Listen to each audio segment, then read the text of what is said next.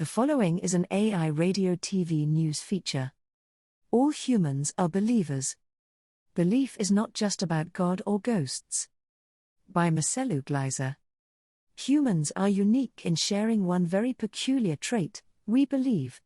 The nature of that belief varies a lot these days, when secularism is so prominent. Belief is not just faith in a supernatural God or deity, or in spirits and ghosts. Belief is an essential need for all humans. You believe in your capacity for success when you start a new project. You believe that your team will win the game this time.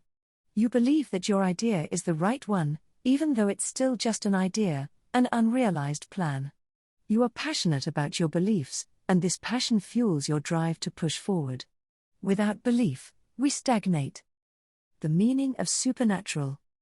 Even if you are a vocal atheist, you still believe in your creed that there is no God. Given that the absence of evidence is not evidence of absence, to say that the lack of evidence for a supernatural being is enough to rule out its existence in some definitive sense is, well, an act of faith. It is belief in non-belief. Note that a historical critique of the evils of religion, with its wars, massacres, and persecutions, has nothing to do with the nature of belief or the need to believe. Belief may lead to fanaticism, but the two are not the same thing.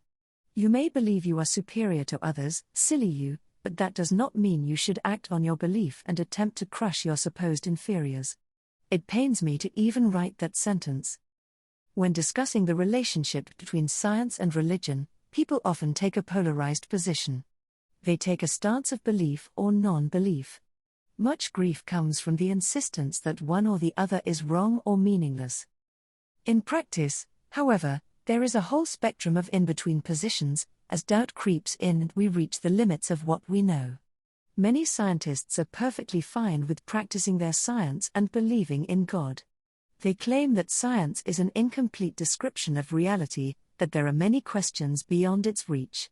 More to the point, they claim that the more they understand the world through their science, the more they admire God. To them, science is a form of religious devotion. Many great historical thinkers have shared this position, and many still do. What irks more aggressive secular thinkers is that they consider this in-between approach to be inconsistent with the tenets of science. To these thinkers, nature is material, and matter is organized according to quantitative laws. The goal of science is to uncover these laws.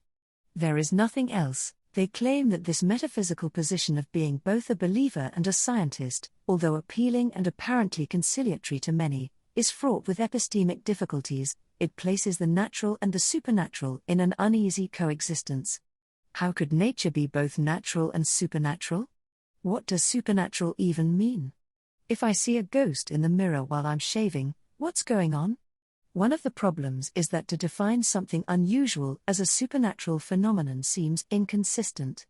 Any event that has been observed or heard has emitted some kind of electromagnetic radiation or sound waves, and it has physically impacted a detector or your own sensory organs. As such, this supernatural event is very much natural, even if it is deeply mysterious. How science and religion overlap. One can adopt what Stephen Jay Gould called a NOMA approach, short for non-overlapping magisteria. This approach compartmentalizes science and religion into limited spheres of influence, holding that religion begins where science ends. But clearly such a worldview will not carry very far. As science advances, the boundary between the two magisteria keeps shifting, as will any God of the gaps approach. To state that the supernatural has an intangible existence, one that is immeasurable and thus undetectable, places it beyond the scientific discourse and renders the conversation moot. An intangible existence can only be sustained by faith, not by evidence. In reality, religion and science do overlap. They intersect in people's minds, in their life choices, and in the difficult moral challenges society faces. To strictly deny the power of religion in the world, with billions following a diversity of faiths while they seek a sense of identity and purpose in difficult lives, is terribly naive, and frankly, cruel.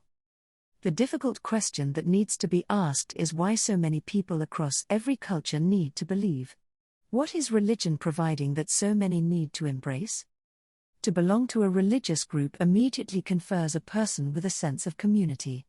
You meet your peers in church, mosque, or temple, and you feel justified in your beliefs as you see that many others share them. This is as true for the religious as it is for secularists. Humans are tribal animals, and tribes unite around a central symbol, narrative, or moral code. There was an evolutionary advantage to being in a tribe, because power in numbers enhanced your chances of survival.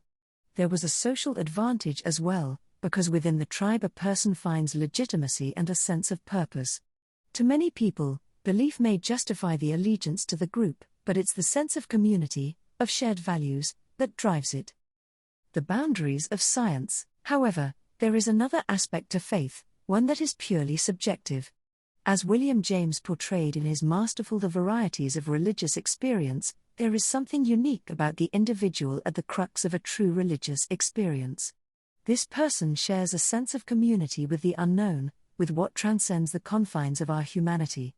There is more to the world than what is seen and measurable, and these hidden features are equally important to us. Your whole subconscious life, your impulses, your faiths, your needs, your divinations, have prepared the premises, of which your consciousness now feels the weight of the result, and something in you absolutely knows that that result must be truer than any logic-chopping rationalistic talk, however clever, that may contradict it, James wrote.